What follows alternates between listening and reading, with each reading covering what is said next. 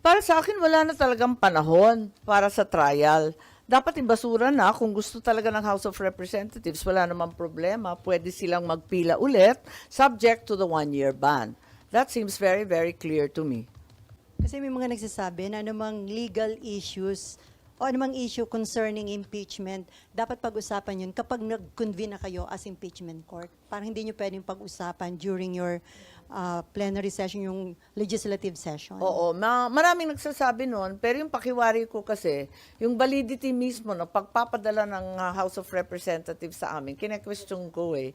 Kasi, bakit ganon? Postpone sila ng postpone, tapos hinuli talaga sa last day. Tapos kami ang sisisihin, nagde-delay. Teka nga, tignan ninyo yung mga datos.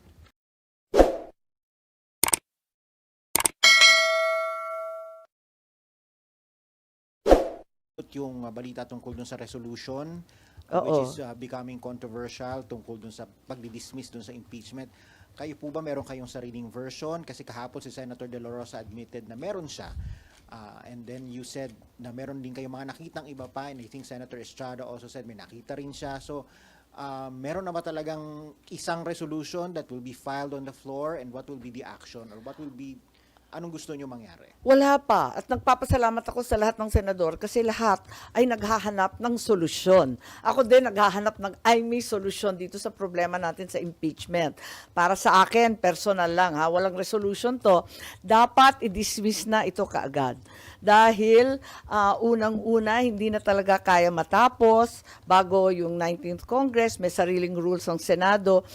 Pero, ang totoo, I have very serious concerns about the validity of the impeachment complaint arriving here in the Senate. Maliwanag naman na ito ay napila pa noong December 2024. Pagkatapos noon, a second impeachment complaint later in December, 4 December, was also endorsed and filed in the lower house. A third impeachment complaint was also filed on the 19th. So, bale, 2nd December, 4th December, 19th December, andyan na, klaro na yung impeachment complaint na nandyan sa house. Tapos, alam naman natin yung background niyan, October 2023, marami nang nagbababala na sila ay magpapadala ng impeachment complaint. Para sa akin, dahil dito, maliwanag na hindi nila ipinadala sa amin dito sa house kaagad-agad. Bakit? Ang tanong ko. Bakit wini-withhold? Kung wini-withhold nila, abay sila pala ang nagpatagal nitong lahat.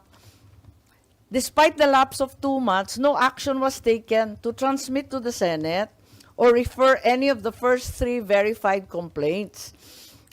Only on the 5th of February, a 4th impeachment complaint was endorsed and signed and finally sent to the Senate.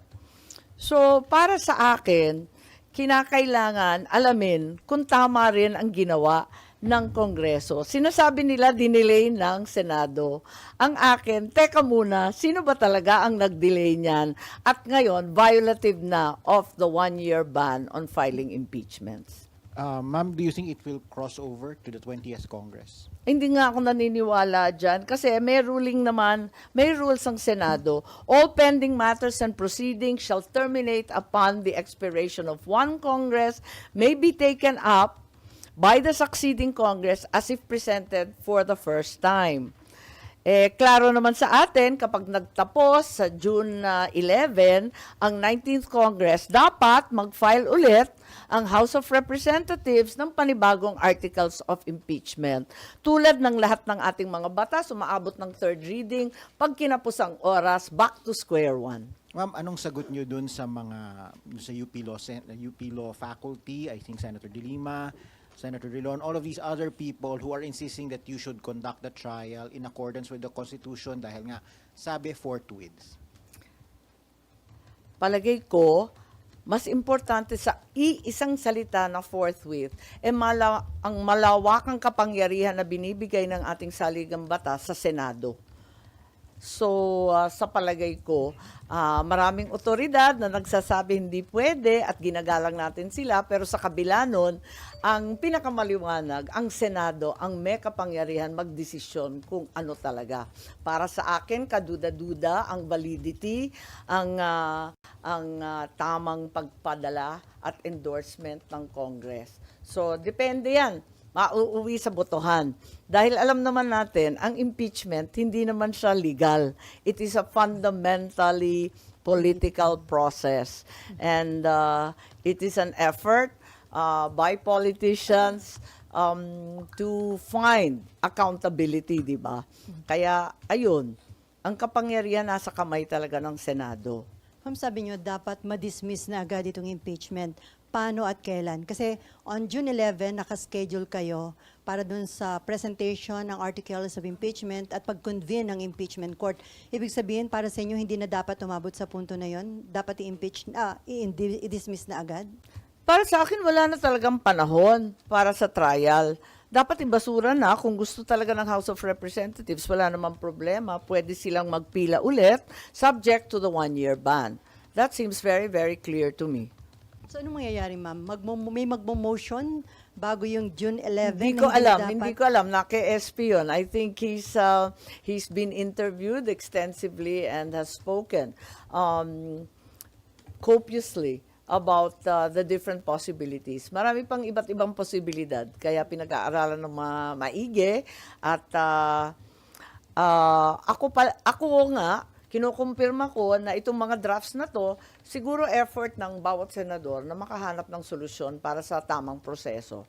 Yung pinakasang-ayon sa batas, pinakamabilis, pinakaklaro.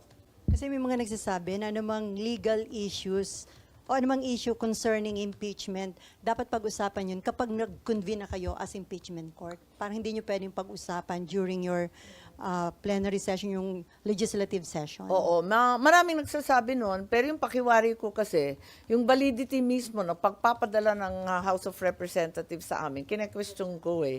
Kasi, bakit ganon? Postpone sila ng postpone, tapos hinuli talaga sa last day. Tapos kami ang sisisihin, nagde-delay. Teka nga, tignan ninyo yung mga datos.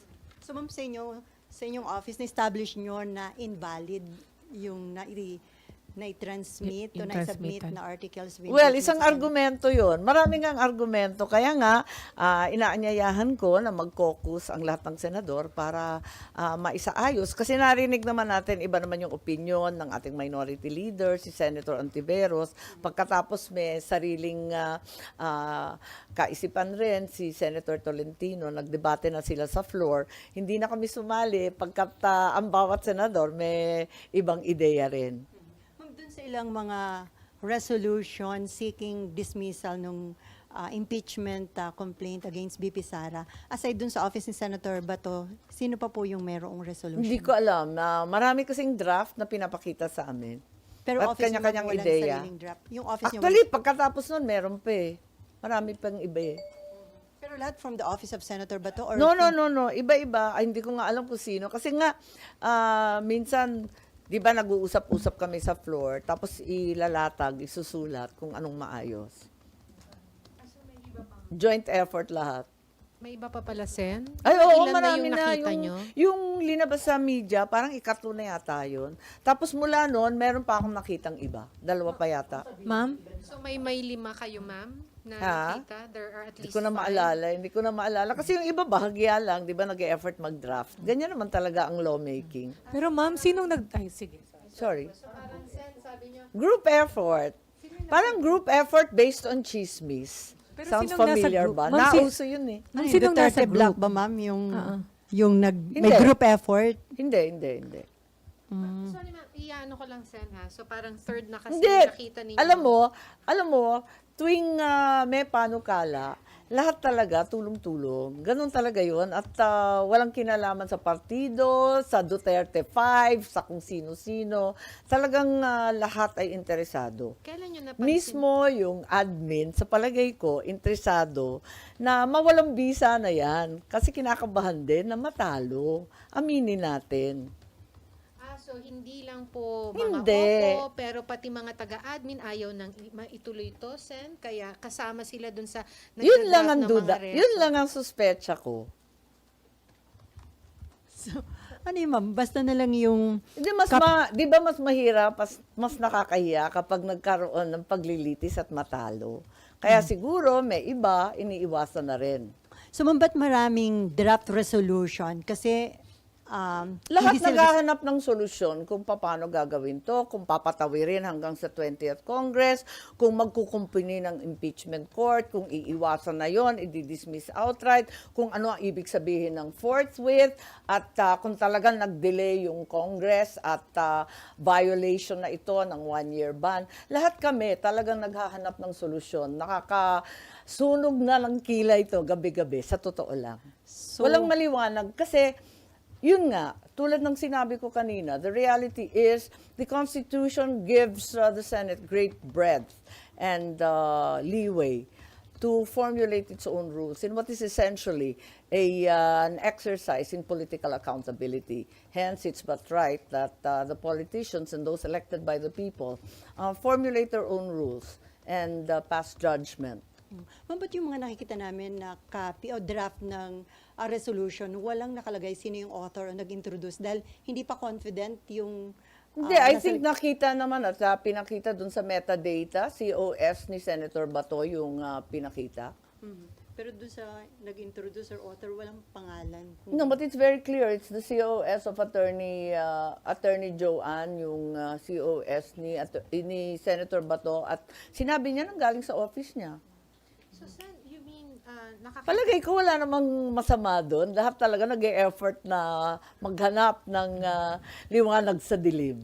Pero ma'am, sabi niyo po group effort para parang ano yung Hindi ma'am, naman group effort na katulad nung pag-aresto at pagtangay kay Presidente Duterte. Ito, ibig ko sabihin, lawmaking is not a solo flight. No, we always work together, So, ma'am, and certainly we explore all possibilities. It's not a straightforward rule imposing process eh. Kasi yung procedure dito, 'di ba ang lawak-lawak nga at wala naman sa rules na maliwanag kung anong dapat gagawin.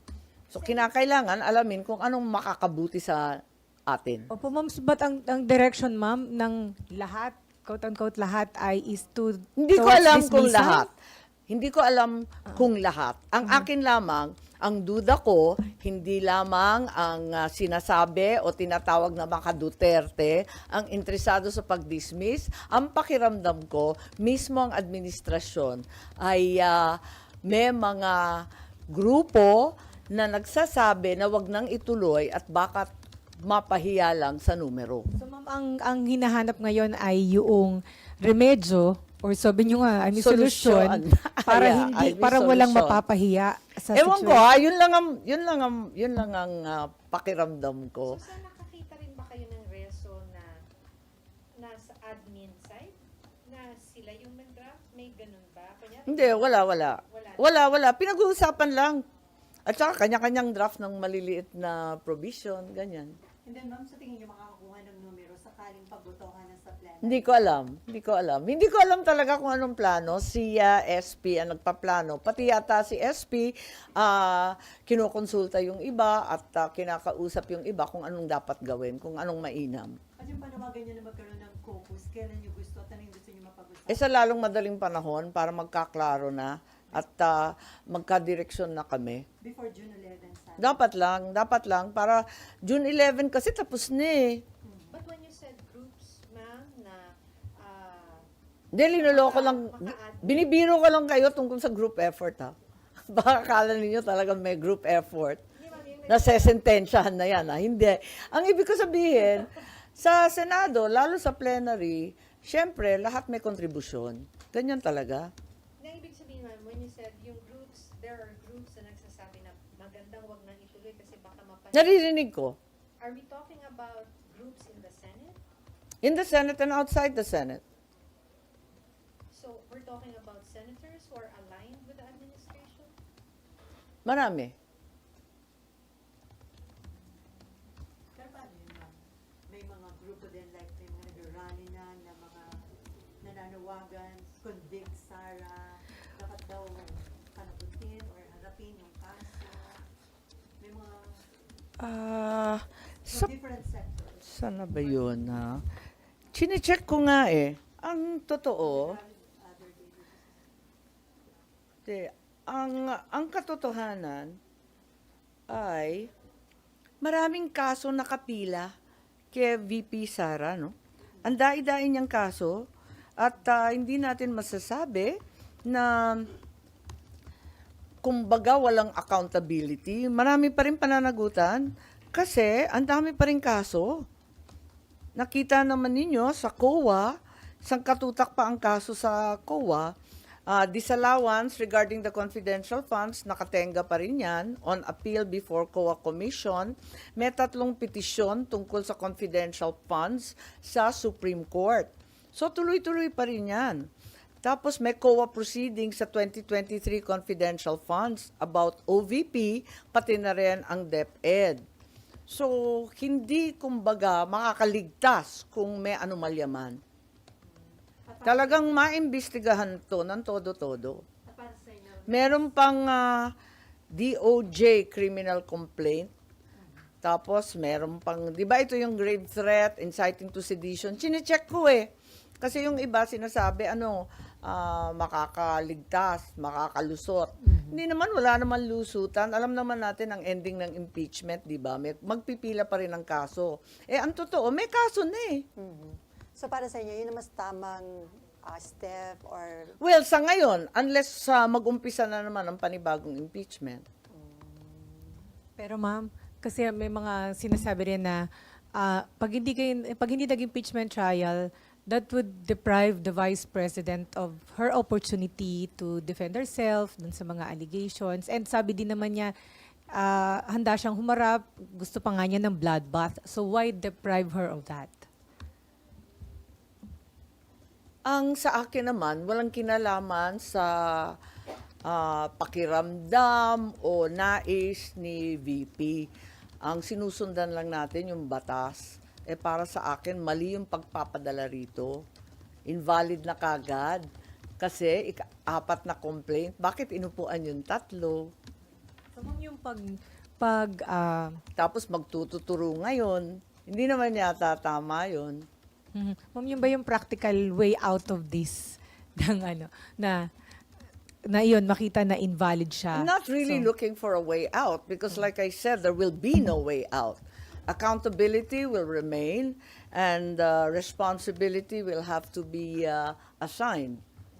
If there's any malfeasance, misfeasance, nonfeasance, if there's any criminal act involved, certainly COA, the Supreme Court, the DOJ will get to the bottom of it. Ma'am, you're vying for Senate presidency. Naniligaw ka na ba sa mga kasamahan mo para suportahan ka? Hindi. May nakisuyo lang sa akin kung baka ako na lang daw ang tatakbo. Palagay ko, ang gusto lang nila, makipag-umpugan ako kay Tambaloslos. Kay House Speaker. Pero hindi seryoso yun, ma'am? Or are you seriously considering to... Actually, hindi ko masyado iniisip sa totoo lang. Kus- Ha? If you are offered, will you say no? Actually, nakikinig ako sa mga kandidato, di ba? Klaro naman na si SP Cheese tatakbo muli. Klaro naman na si former SP Tito Sen nagre-recruit din. Lahat sila nangangampanya. Nakikinig ako. Pero para sa akin, tulad ng sinabi ko noon, dapat may klarong plataforma. Talaga bang ipagtatanggol ang ating budget? Yung paglulustay ng bilyon-bilyon ng 2024 na lumalapan ng 2025. Mauulit ba yan? Kasi nagpalit kami ng SP. Para sa akin, bumoto ako sa bagong SP dahil sa nangyari sa 2024. Yung pala, mas grabe ang mangyayari sa 2025 na election year. So, gusto ko ng confidence na talagang hindi ito mangyayari ulit. Pagkatapos noon, siyempre, yung integridad ng Senado, pagtatanggol ba, yan, mga issues yan na kailangan talaga panindigan natin. So you're open? I think every senator will rise to the challenge. Ilan na po yung nag-express ng support sa inyo, ma'am? I'm not free to say so. Pero nag-text ka na rin ba sa mga colleagues ninyo? Ay, para- hindi. Ay, nagte-text. Mahilig ako mag-text eh. Marites ako eh. Talaga nagte-text ako sa iba't iba, pero hindi tungkol sa kampanya. Pagod na ang mga kampanya. Ma'am, balik ko lang po doon sa impeachment. Ma'am, sabi nyo, lahat naghahanap ng solusyon. Ma'am, Oo naman, kasi Opo. talagang mahirap itong sitwasyon natin. Kailangan magklaro. yes, ma'am. So, hindi nyo, ma'am, anong malamang na mangyayari, hindi na magko-convene ang Senate as impeachment Hindi court ko on alam. Wednesday? Hindi ko alam. Ayoko mag-speculate. Dahil, like I said, we have all the options open. Every senator has his or her opinion. And we respect their right to air their views. Wala pang consensus sa madaling salita. But what solution are you looking for, Sen? When you said, Well, the best way to deal with the impeachment complaint endorsed to the Senate, obviously. Whether it bridges over to the 20th, whether that's no longer possible, whether we take cognizance and constitute as an impeachment court, etc., as we've spoken about repeatedly. Ma'am, kasama po ba kayo dun sa nabanggit po ni Senator Bato that there are senators na nag-i-input dun sa draft? Oo naman, oo naman. And ano po yung inputs na nakikita niyo? Eh kasi nga yung input ko nga, yung sinabi ko kanina, napalagay ko, yung validity nung in-endorse sa amin dito sa Senado should be assailed in the first place. Ma'am, kasi dun sa draft resolution na kumalat, ang ina-assail dun mismong Senate na it failed to act on the impeachment cases for... Ayun na nga parang sinisi namin sarili namin. Exactly, Kaya ma'am. talagang parang, hello, may benta ba yan? Kaninong version yun, ma'am? Kaya yun ang kailangan baguhin, ma'am. Kasi, yun nga, practical sinisisi sarili nyo eh. Kaya nga Pero ito, hindi naman panahon ng sisihan o turuan, ano. Basta maghanap tayo ng solusyon kung anong magandang gawin at kung alin ang sang-ayon sa batas. So, nakita nyo, walang mangyayari impeachment trial. Hindi ko alam. At kung mangyayaring magkaroon, Everything's still possible. It's all up in the air. Like I said, we haven't met. We haven't come to a consensus as a body. And certainly, all options remain open. And I think every senator needs to be heard. at kung matuloy, ma'am, yung impeachment trial, considering yung magiging bagong composition ng Senate sa 20th Congress, malaki yung chance ba na ma-acquit or Bilangin na lang ninyo. sabihin niyo naman, if it's a political, Bilangin na lang ninyo nga. Sen, can we clarify? Can we clarify, Sen? Do you think there's no numbers to convict the Vice President as we speak of the composition, whether sa 19th or 20th Congress? Well, I've loosely said that walang numero. Pero ang realidad, kapag impeachment, it stands and dies on the basis of evidence, clearly. So I can't make such a roughshod statement, given that the reality is no evidence has been presented at all, so far. Ma'am, yung ibang mga senators po, they are maintaining na constitutionally bound yung Senate to convene. That's right. That's the argument of the minority. Opo, pero ang argument niyo po ba is dahil invalid yung articles of impeachment na pinadala ay wala na din yun, yung ganong... Well, I have very serious concerns about the validity of the impeachment endorsed to the Senate. So para po sa inyo, hindi na kayo bound to act on that articles of impeachment. Pero ako lang yun, no? Opo, yun yung input niyo. Kanya-kanyang input kasi di ba? Pati si SP may sariling input din Parang ganun din ang iniisip niya. Marami rin nag-argue sa forthwith. Meron ring si Senator Tolentino na functionally dismissed. Kanya-kanyang kwento yan So, pakinggan natin lahat para maganda yung solusyon. Kung yung effort na maghanap ng solution para ma-dismiss yung impeachment case against BP Sara? I don't think that's necessarily the case. I don't think an outright dismissal is the goal of each and every senator. Ang totoo, iba-iba ang pakiwari nila. Yung iba, siguro, iniisip kung paano tatawid sa susunod na kongreso. Yung iba, dapat magkumpuni ng impeachment court. Hindi ko pa alam eh. So ma'am, close ka kay VP Sara. Never ba siya na nag-request na hanapan ng solution? Ay nako, abogado yun. Hindi yan pag-uusapan. Alam niya, magiging huwes ako eh. Never kayo nag-usap privately. Hindi nga, ako nga inaawat eh. Ay, magdahan-dahan ka, magjo-judge ko dyan. Ang sabi lang niya, ano man ang mangyari, tanggap ko na. Sabi ni VP, which means... Ha? I think sinabi sa marami na rin yon, no? Nasabi na rin sa media. And maybe you'd like to react on Davao City Mayor Baste Duterte's statement saying that O, nagkita As- kami sa Hague at naintindihan ko siya. something about being, at least he may not be approve of the Marcos but not with you. Parang he's casual with you. That's Hindi, his term. nagkita kami. Nagkasabay kami eh sa birthday. Yun nga, ni VP Sara. You understand him in what aspect or how, why po?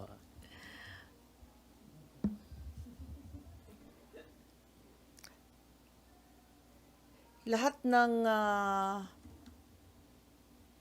Maka-Duterte, lalo na yung pamilya ng Duterte, talagang masama ang loob sa nangyari. Maski ako, umiyak nung nabalitaan ko. So naintindihan ko ang hinagpis nila, ang galit nila. Ma'am, after midterm elections, At pag pumunta ka sa The Hague, mararamdaman mo, kasi ang lungkot-lungkot doon, kawawang-kawawa talaga ang dating Pangulo.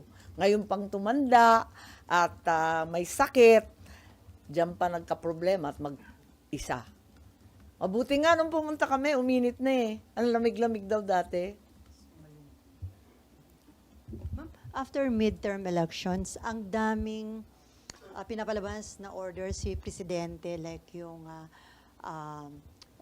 pagsasubmit ng courtesy resignation ng mga cabinet members, ng mga GOCC head. Well, so far, 2 pa lang naman ang tinanggal. Pero do you think maganda itong ginagawang hakbang ng Pangulo para sa last 3 years niya maging maayos, effective yung kanyang pamumuno? Ay, hindi ako mahilig ng mass resignation kasi nabubulabog lahat. Pagkatapos, sana may tunay na pagbabago, maliwanag ang boses ng taong bayan nung eleksyon. Ayaw talaga nila ng pang-aapi sa mga Duterte, ang walang humpay ng pamumulitika, ang walang tigil na pagbabaliwala ng tunay na mga problema tungkol sa agrikultura at pagkain, ang hanap buhay, ang trabaho. Kinakailangan tutukan talaga ang tunay na problema ng taong bayan. So, yun tungkol sa mass resignation, medyo very bloody naman yata yung proseso. At hanggang ngayon, 2 pa lang naman ang tinatanggal. Ano bang masasabi natin? 4 lang ang tinanggap, 2 lang ang cabinet level.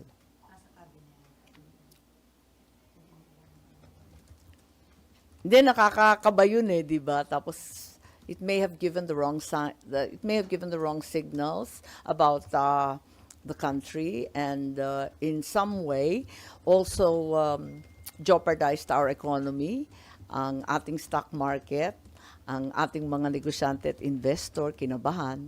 So, parang nakaka-nervous naman ang nangyari kung ang pakay lamang 2 pa lang gabinete. At